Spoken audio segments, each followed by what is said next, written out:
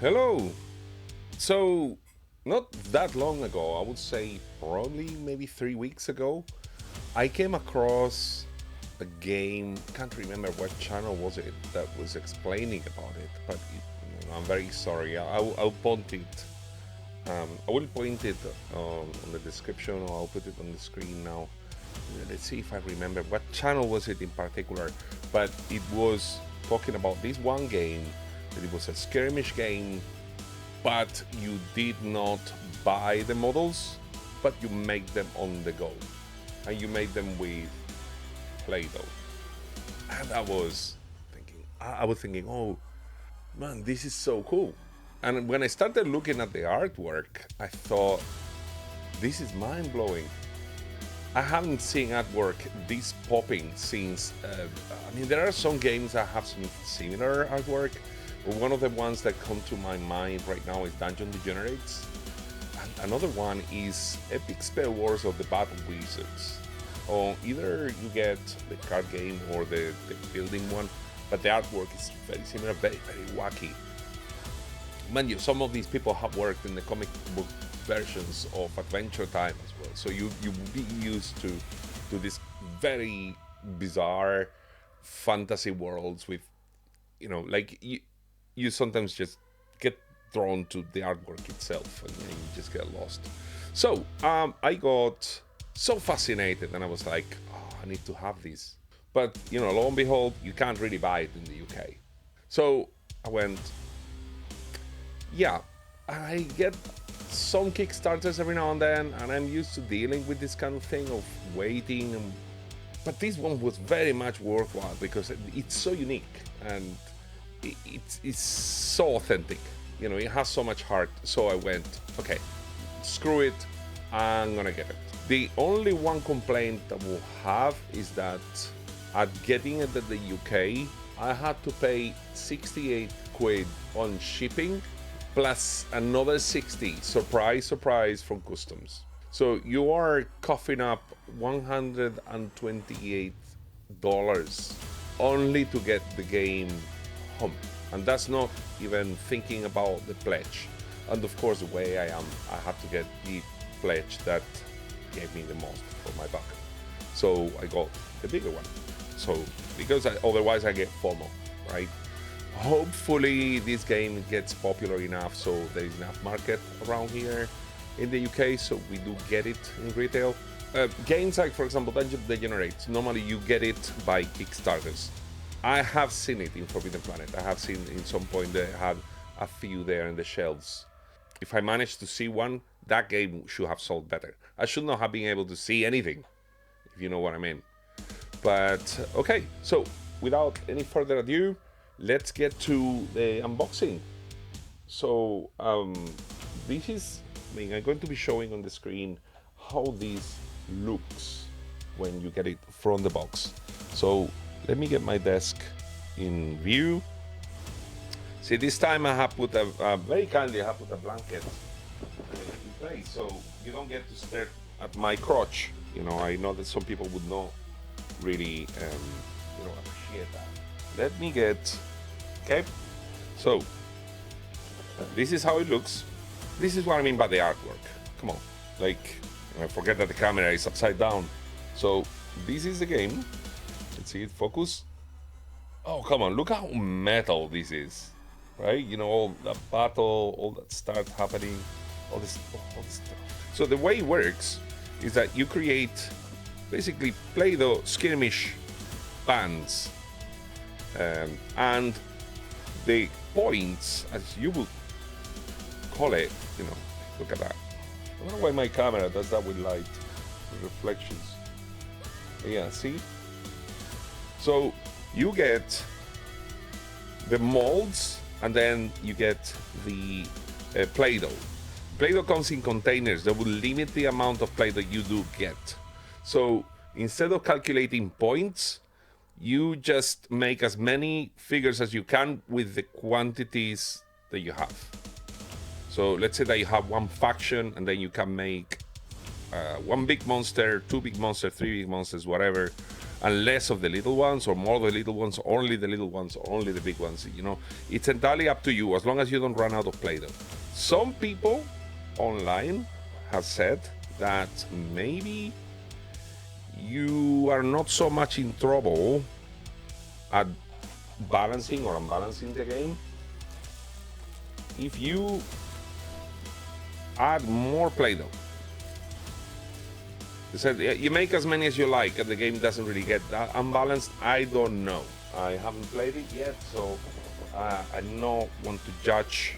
Okay, so let's see this. So you're playing the role of a wizard, and you see these things here? These are rings. These are rings that each wizard will have one, and it has a seal, and that's sort of important, or somewhat important, I suppose. Oh, look at these. So these are the rings. So as you can see, this is a game for two, and the rings have different molds.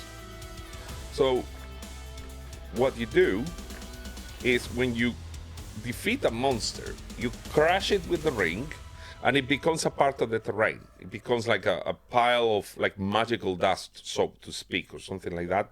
And because it has your seal, it's kind of sort of like your sign of authority over that monster that you just defeated. So I don't know about this, but look, this is the base game and these are the molds. So you get, for example, with this one, you get to make two little monsters with each of them. Two creatures. I think this is a dwarf. I think this is a dwarf. Okay, so you have this, but you have two rings and only three molds. So what this means is you can make two of those, then you can make one big one with these. I think this is the Grave Ghoul, and on the mold itself you get the stats, so you get the numbers in there. So you use this as a guide to see what it does, you know, what kind of dice it rolls, whether it shoots range attacks or anything. These do not close all the way through, for what I see. And you have this so they don't really open, you know, by itself. It's not really strong. It doesn't have to be. I think it's just strong enough so it doesn't just open, right? But I will explain in a second what this really does. So we have this big one, these two little ones, and then these. And this is just the base game, yeah? This is a big one. This is the Insectomite. Oh, look how cool that. This game screams, especially the thing with the ring, it screams boy game from the 80s. It has some crystals, somewhat, you know, like they're part of some of the game mechanics. And then you have the dice. I think some are used for close combat, some are used for range attacks. There are different dice for each. Okay?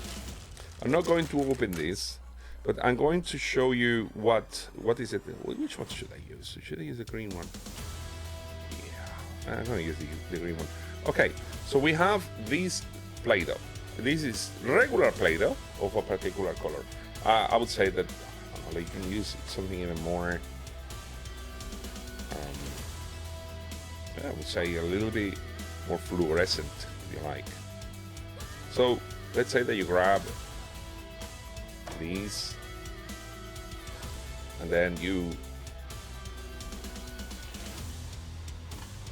let's grab some more. It's sort of brittle. I don't know why. It feels sort of brittle. I'm not used to Play-Doh being this dry, I think.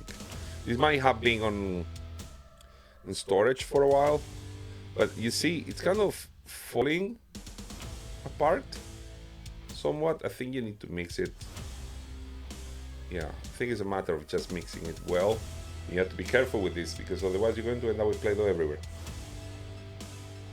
Right? And then you grab one of the monsters. Let's say that we go there. I think I'm gonna need some more for this if I'm gonna make one of the big ones. There.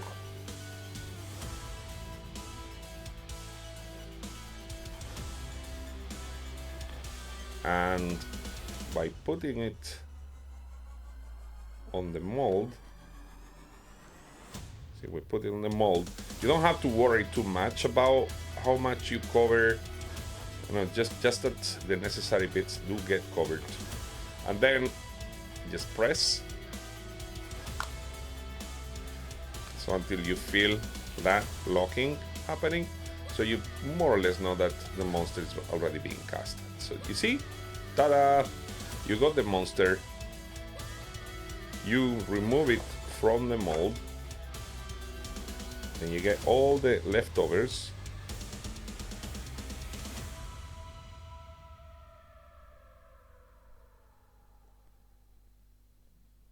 And put them there.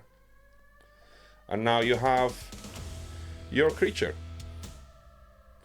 And then this is the one thing that you would grab the ring and mash it. You know, you just there, and you leave that seal on the monster. For what I heard, kids love this game because of kids and adults together.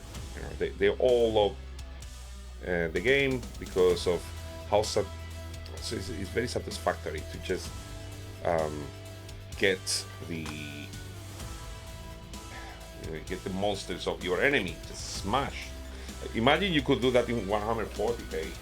You know, just grab a hammer, you know, go to, you know, Jarek, if you see him, or you know, whoever. You go to the Thraka of your enemy, and then just your opponent. And you go, sorry, mate, I just defeated your thing. All right, so this comes with these three monsters. I thought it would be kind of like an even number, but we'll see. And the color that you use, it doesn't really matter as long as they are different per faction, let's say. We're gonna put this here. I think the brittle, it's a little brittle. I don't know exactly why. So we also have these. These are, I guess, are for obstacles or for things that represent obstacles, like houses and stuff. So we have that there, and I think that underneath, that's where we get everything else. And then we have this cover. This is necessary so everything underneath that does not interfere with the top, so you can actually close the lid properly. So we have the Battle Box Core Rulebook, and it's laid out with a lot of illustration. Man, if you look at Epic Spell Wars or the Battle Wizards, they use even wackier formatting for the booklets and everything, but very similar. I think this is even more legible. That you can read it. It's not bad. The other one is so metal and so over the top that sometimes I did have problems reading it. But this one is good. I like it. It's very much in order. It even has a section of common. Let me see. House rules. You know. There's to write house rules that you write, and then optional fun rules, FAQ, and you know, you can play with players up to like whatever. Solo play, I don't know how solo play would work. This is NecroMolds, The Rise of the NecroMolds, written by Said Messina, illustrated by Tats Tama, created by Clint Bohati. Okay, I'm not sure if I have. I probably have butchered the names. I'm very sorry. So preface. I think this is a tail. I think it's probably lore. Oh, look, it's got a comic book in there. Nice. So he kind of describes the creatures as you know, they're made of pure magic. So imagine that the plasticine, the Play-Doh, is sort of like magic material. So this is the board to play. As you can see, this game doesn't take much space. It's not huge. This is the board. Now, normally people would refer to their boards or for their games. Oh, look, the board is not really that big. Yes, but for example, Dungeon Degenerates, the board is not necessarily much bigger than this one. It's probably something like about there. It's about that much wider in each side, and it's even more colorful than this one. But the amount of cards that you have, and you have to hold outside of the board, the amount of materials, the Hand of Doom, the character sheets of every all the tokens, it would take a big table. Like, so just by looking at a board in a game, you can't just determine how long, how much space, how much real estate is going to take in your house. This is great. It's sort of satin, but it's made with the intention that you're going to squish Play-Doh on it, and for ease of removal as well. So you're not gonna get plasticine just in here and then you're gonna have any difficulty removing it. This doesn't really represent real terrain. You do that later with what comes next. So you have some cards. I think these are equivalent for the monsters that you get. I don't know what this is for. I think this is so you can keep some of the stuff that you will open, because see, for instance, well, no, actually, these ones are ziplocked as well. These ones aren't. I think that these ones, once you open them, as you can see, this bag is more, you open it and it's going to be all over the place. All right, and then you have this. This is the last thing it has.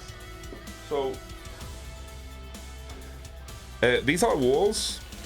These are sort of like building stuff that you can hide behind from range attacks that you will make the other creatures, like, your enemy will have to maneuver around them to get to you. And these ones are the measure tape like things. So you have close distance, which is this angle here. That's the different, sorry, you can't really see very well.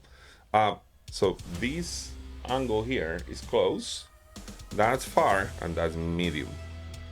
I don't think I'm gonna be using this much because I got the special edition. Not the special edition, I got the bundle. I also got the special measure things. So okay, so we have these, right? So that is element 1. This is the base game. Just put these here. There you go. Fits nicely. And this is not, there are some games like HeroScape used to have something like this as well, like a window. But then when it gets opened, nothing fits in there anymore. So these are the things I was talking about. Let me put this aside. These are the special edition measure tapes. So they kind of made it look in a way that they said you can actually cut more Play-Doh with these, and this is why it's kind of serrated, but the measure, it's pretty much the same. And these are plastic. These are hard plastic. I like it that it's kind of glittery, and I love purple, as you can judge by the jellyfish in my channel, and green as well. Very Ninja Turtle stuff. That there used to be a series of Transformers that were, I don't know if you remember, there used to be these Transformers that were also in those two colors, green and purple. And I seem to remember they were building, like, construction site vehicles, like cranes and stuff. Anyway, let's get back to this. So we have also weapons. So these ones you sort of install on... Oh, come on, open. So you install these ones on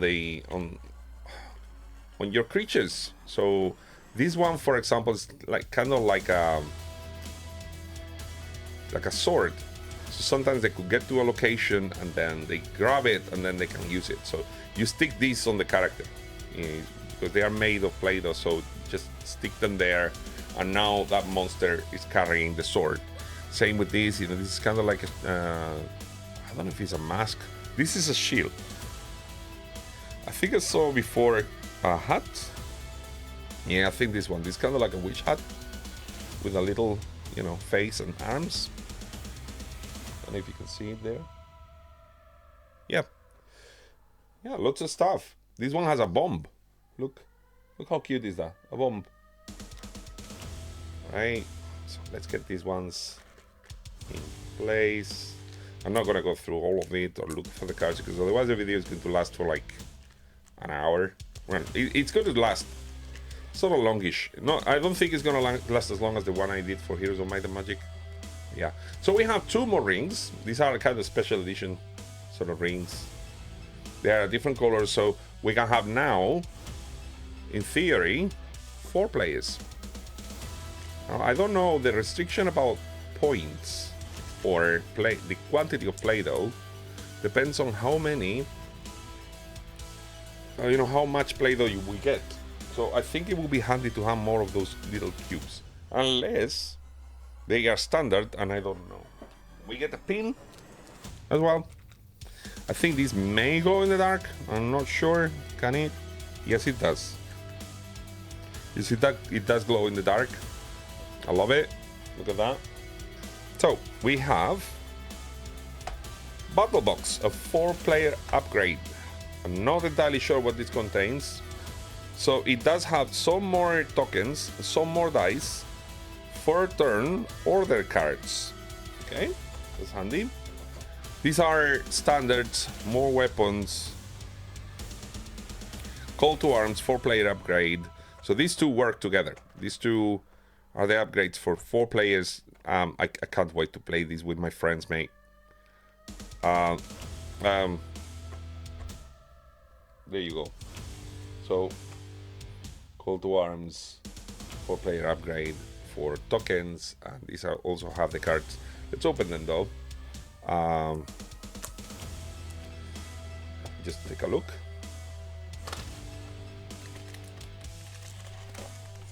There you go. It makes it look like it's less dice than it is because of the dice that are portrayed there, but it does say it's 12 combat dice and the command dice. Command dice are also quite a few. And then you have another bag here. I don't know exactly what for, because this is too small for these dice. I think this is maybe for the cards once they get open. Focus. Yeah, there. NecroMolds. These are for the turns. What else is in here? More tokens, more gems. These are plastic. They're really nice. You know, one thing I like in when you watch the movie Labyrinth, and when Sarah gives away her bracelet and she gets asked, what is it made of? And she says plastic. And then Huggle says, oh, plastic, with fascination. That's the kind of fascination we had as kids in the 80s, man. In the 80s, everything was made of plastic and still was a treasure to us, man. That one, okay, let's see. Let's open it. Like, I'm gonna be careful not to scratch, you know, the box. Okay.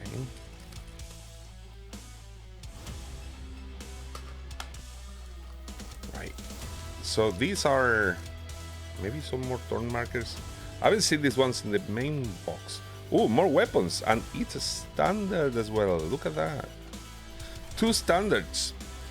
I think that you can declare one of your creatures standard. You stick this inside the creature from the top. And they have this as upgrades, I think.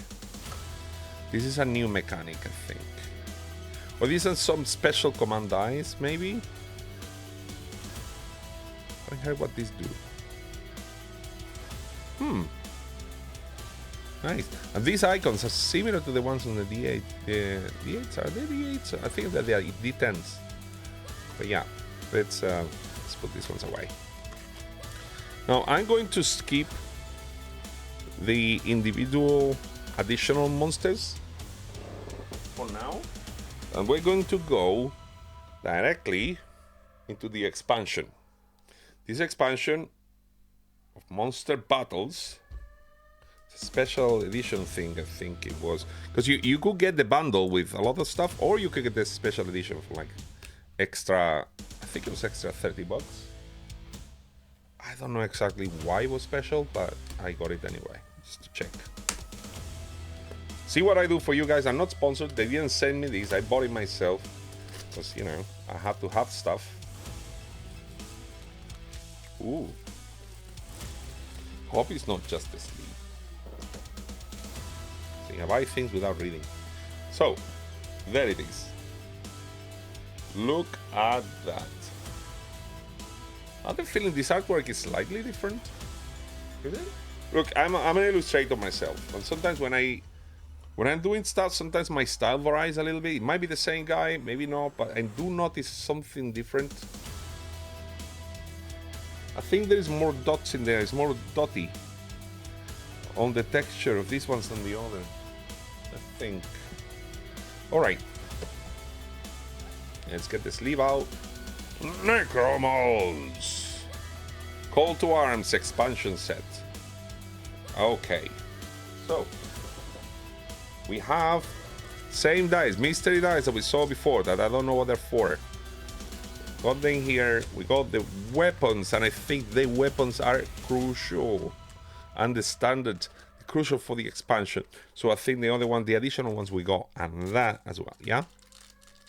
So we got the base box and this expansion, and then the other ones are additional for 4 players. Okay, I think I start getting the picture. All right. So we got these tokens, well, these meeples on, and that. More bags. These are handy for situations. I think these are for the cards. Yes, they are. They are for the cards. So I think, yeah, these cards, as you can see, they are for the weapons themselves. So they tell you what it does. You know what every weapon does. Resolving combat. These are maybe guide cards as well that every player could have, among other cards in here, like that as the Topal Warrior. And then we have one mold that of Bloody Mump. Bloody Mump is just one big guy. The Bloody Mump. Okay. Nice. Does it have anything underneath? Yes, it does. Okay. Well, of course, you know, like it's an expansion, it's new rules. So we have Call to Arms, rule set. I think probably the format, yeah, same color scheme. Lots of very, very vivid colors. It's so much fun to read, and stuff like this is so much stuff to read. Because you don't get bored. You have a lot of like visual aids and stuff. You don't need to go on forums and figure out what it is. Have you guys ever read the Dungeon Master's Guide, first edition D&D, that it was mostly text? That's because they didn't have artists. But look at this guy. This art, man, this art is so good. This does remind me a lot of Epic Spell Wars. Another game that I really, really recommend, by the way. There are 2 types. There's a multiplayer crazy stuff. There's an episode with Will Wheaton on Tabletop where he explains. And then there is another one that is the deck building one. But it reminds me of this because you do get characters. I don't think these ones aren't any different from each other. Oh yeah, they are. They do have different skills, so this makes the game a little bit more asymmetric. Asymmetric games can be fun. They're hard to balance, but they can be very fun. Okay, Igneous, Hirana. Oh, I can't fish this one. I don't have any nails. Basalt Loser. This guy shows. I think he shows on the base box in the cover. I think. So you can add these additional powers of for you as an additional wizard. That's nice. There's so many of these. There's 1, 2, 3, 4, 5, 6 of them. Then you have more terrain. You know what would be fun? To get 3D files for printing this kind of stuff. More 3D like. But these are great. I really like it. I don't think there's anything underneath this. Is there? Oh yeah, there's 3 layers of this. Okay, let me put this here. So these 3 layers of terrain, tokens as well. Look at that. These ones are 2-sided. I mean, they should be. Look at that. I'm already undoing this. Cool. Right, so we put that there. This rulebook. This comes there. These boxes are made so you can keep all the books in there as well, I think, because this is too much for these little guys, I have to say. Or maybe, well, I'll have to check it later. Yep, right. And the sleeve.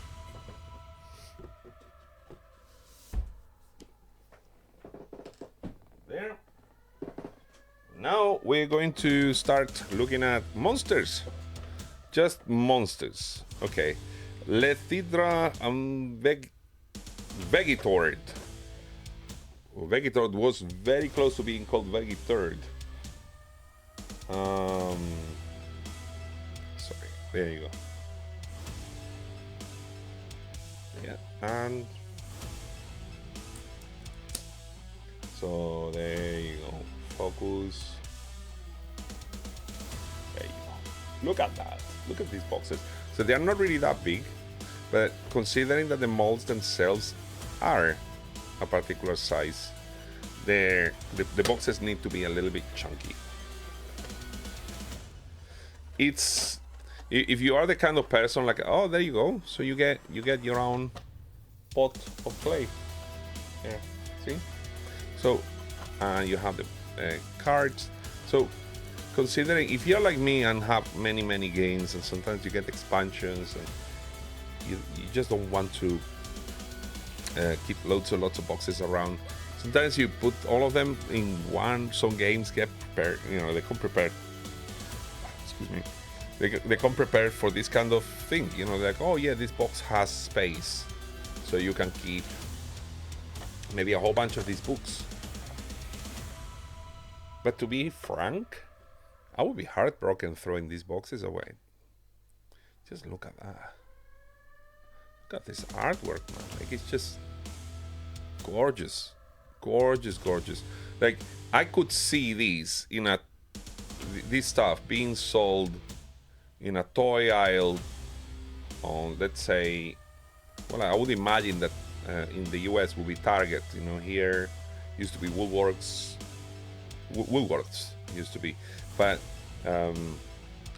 now I think we have Asda maybe in the UK. I don't know. In Spain we will have Carrefour. So we have the mold. This one is just one. It's 2 critters. One of them has like kind of like sticking things up.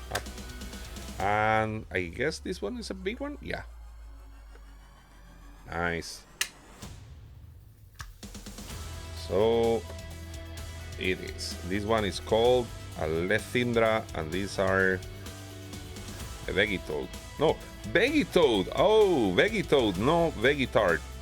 Okay. I can't read. I went to school, I promise. Right, so we have these two. We have some more to go.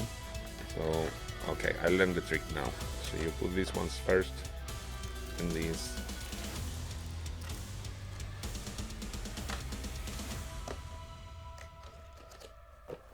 There you go. It's a shame. I don't know how I could manage to play this with my friends through the internet by using Tabletop Simulator. Because that's all I was using Tabletop Simulator for. Like when I had to play with people I can't really play in person with. I have friends that live, you know, different countries. How would you do it? So this one is Monster Pack 2. Which one was this? Yeah, the previous one was Monster Pack 1. Okay.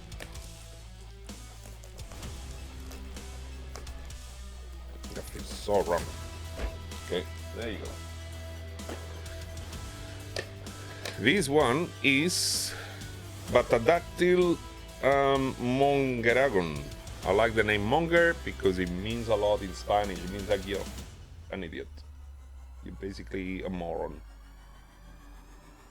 Mongeragon. Okay, so get it out. A different color Play-Doh. This one is just red. Some more cards, I guess they're underneath there. Also the compulsory, pretty much like this kind of like bag. Yeah, I think they represent the critters. Either way, the stats of the critters do come here as well. Let's see. It has a very small one and a big one. Monster-wise. Okay, so you can make those two. I'm not sure if the game makes you, for example, you have two monsters in one, then you need to make them both or not make any. I'm not sure if that kind of limitation exists. And this one is a big one. I suppose it's kind of like a pterodactyl, and that's why the name, you know, Batadactyl. It's kind of like a bat pterodactyl. Also, another thing I didn't show before, these ones also come with rings. As you can see, they do come with a ring. Yeah. Okay, so that goes there. That way. See, that way, when we put it back in the box, we can put it and close, and then we have that showing properly. Gorgoden and Tormurack. Okay, Gorgoden, Tormurack. Oh no, I think I scratched that a little bit. It's just a little bit. I don't think I destroyed anything.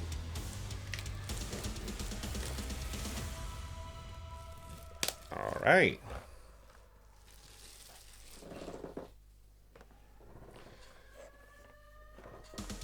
There you go. They're pretty much the same thing. As you can see, you know, ages 9+. This has been played among some people, you know, by Tom Vassell and his family as well. Like he's got two girls. They're not little, but they're young. They're not. They're pre-teens, and they're totally fine playing the game, and they have apparently a lot of fun with it. There. I think that now it's kind of more operational. So you get to see that. You get to see that seal. So you get a seal on the sides of the books. You get the seal on the side. Right. So, and another Play-Doh thing. In blue this time. And the cards. Didn't open it. Not even opened it. Okay. Tormurack. Big monster, lots of crevices. That's nice. Lots of detail. ring. Oh, this one is green.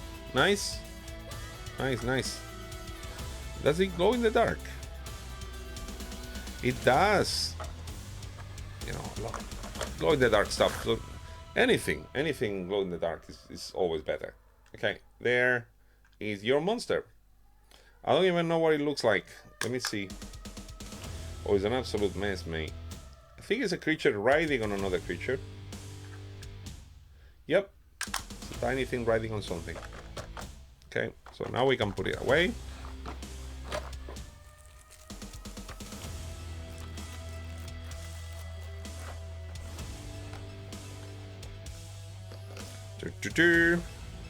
By the way, that was Monster Pack 6. This is Monster Pack 3. No, that's a spoiler, isn't it? Like, you're gonna know what monster packs are there. So as far as I know, for now, there are only 6. This game got updated. I think the last release for this game was March this year. So that was, let me count. 3 months ago, was it? No, 4 months. We are June now. So, right. So we have, again, the cards. We have this Play-Doh thing. This one is called Fungix and Petripod.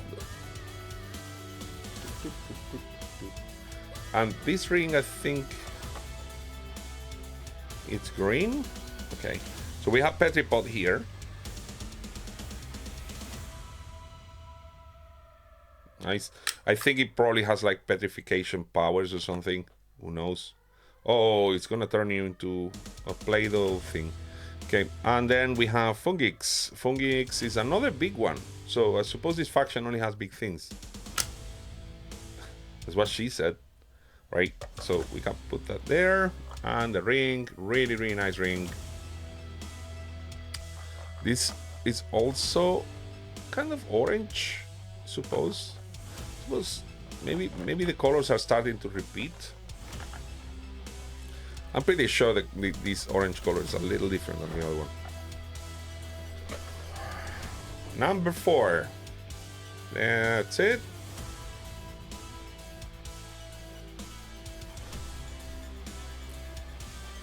Okay, so...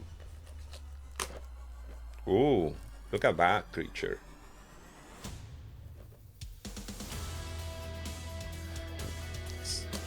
Nice, nice. You know what? This also reminds me of when I was little.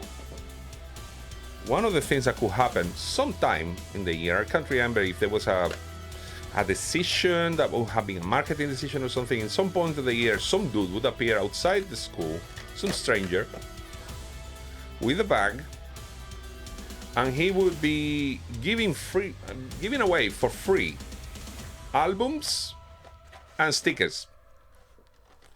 He will give a limited amount of them, like about 30 or something, or maybe 20.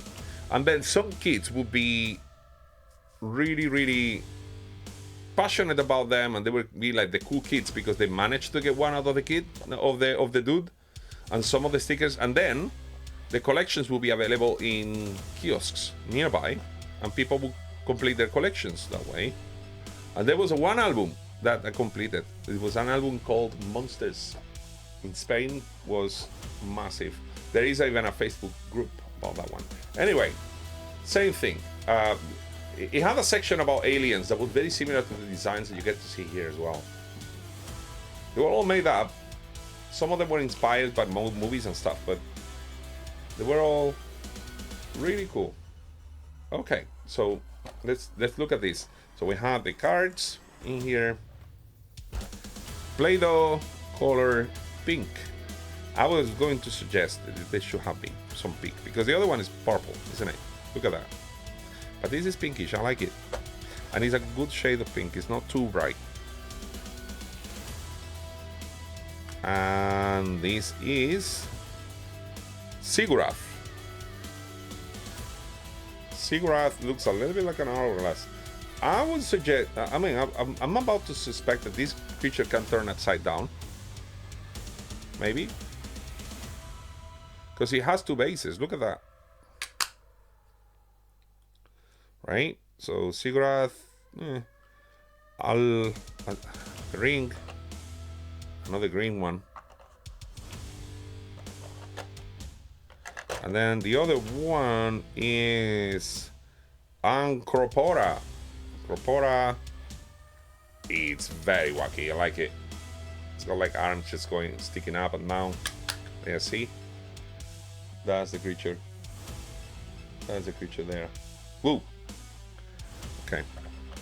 There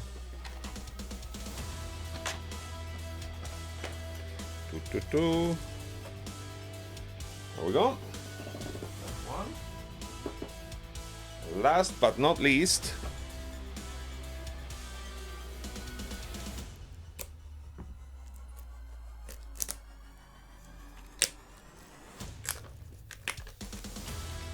this one is Magmass and Kracklings. So this is sort of fire themed or volcano themed, I suppose. And it has the monster ring. So if you look at the picture of the monster ring in here, I'm not sure, but it may be that these rings come randomly either green or black, because I remember one or two of these expansions have the black ones, and I think that's why they're represented like that. So you don't know what you're gonna get. Maybe like I got the expansion of this, like the number 4, and it had a green one. Maybe if you buy it, you may get a black one. I don't know. If you can respond to this in the comments, maybe. By the way, if you can, please subscribe. I know I am a very, very tiny fry. I am officially Tiny Fry channel, but if you subscribe, that would be amazing. Like, I appreciate every single one of you that subscribe. Also, bell notifications. I promise I'm not going to pester you with much content. Just enough content. Alright, so this is the last one. And we have a black one. There, see? This one came as a black ring. It has kind of like a spider there. I'm not sure if the ring's monster or the ring indication is thematic at all. I don't know if they're just random things that they just drop in. So the Play-Doh in this one is red, very much in theme, I suppose. I think didn't we see some red before? But you know what? What you're supposed to do is like filling up to some point in this thing. Suppose you can buy regular Play-Doh as well. Also, I think I heard that if this thing dries, you make the figure and dries, you can paint it. And then you can make more, I suppose. I don't know. So these ones are, there is a kind of like a medium creature and a small one. These are the Kracklings. Yes, they are. Crackling. And the other one is the Magmass. Magmass. So I suppose this is a big monster. There you go. So compare them, the size. You have the big one, the smaller ones, but they're all in theme, you know. Like, let's see how many you could make. This is a big one. I don't think you can make many of these. Like I said, you know, you could sacrifice having any big one for having many more of these, but it's entirely up to you.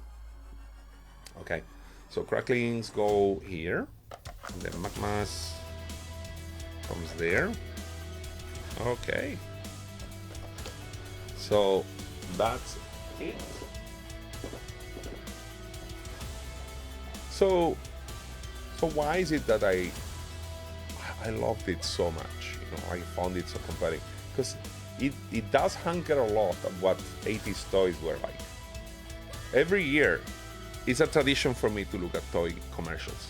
It was similar. It's a similar sensation to when you go and sit with your friend and have some milk or tea or whatever, you know, your mom picks you from school and it's like your neighbor, and you hang out, your friends, and you sit together and look at the commercials, and then you start choosing the toys you're going to ask Santa for.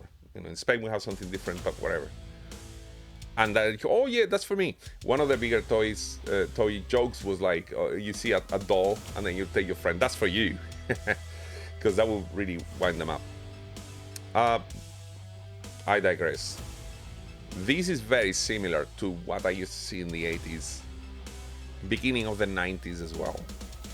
And it's not only because of the Play-Doh and the plasticine and everything. I think it's because of the monsters, the artwork, the colorful booklets and everything. It's just so cool. And for what I have seen of the rules, you know, and you're looking at the rule set, the new in fan-made rules that you can put in there and improve at your leisure. It's not a game that would age too much. It's not a game that is going to age past you. I think that you can. I'm nearly 50, okay, and I'm still delighted to play this kind of thing. A couple of months ago, I was just having non-stop games of Heroescape, and that's supposed to be a kid's game, but it's just firm, fast. Not everything has to be diplomacy. Not everything has to be Twilight Imperium. So I definitely highly recommend this game. Again, if you are outside the US, it's going to be tricky, and it's going to be considered that it's going to be expensive. I'm not sure if in Europe, as of in the European Union, there are some custom agreements in there that are going to make it cheaper, but just consider you're in the UK like me, $60 of customs on top of shipping and the game itself. This was not terribly expensive considering the amount of things I got. That was not, I think it was under 300. I think it's around 300, it's under $300, but you get a lot of molds, lots of artwork and stuff. If you look at the price of other games in here, let's say that we're looking at Twilight Imperium. Okay, Twilight Imperium, the 4th edition is £164. Think about that, it's just one game. It has a lot of content in there. It will last you forever, but I tell you what, you can buy Twilight Imperium and you're going to rarely play it. There are games that the setup and the amount of time that take to finish, they are going to push it back. If you want to play, for example, Twilight Imperium, it's going to take you an entire Sunday. You need to have the right people.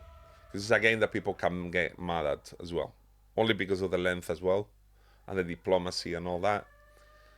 So you need the right people to play with the right attitudes. But even then, you have a game like, you know, NecroMolds is going to take you about half an hour per game. So, and then you can play again, and you don't want to, just pick something else.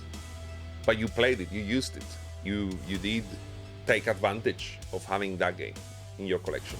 So I'm going to leave it like this. I hope you really enjoyed it. I hope you had you found it useful.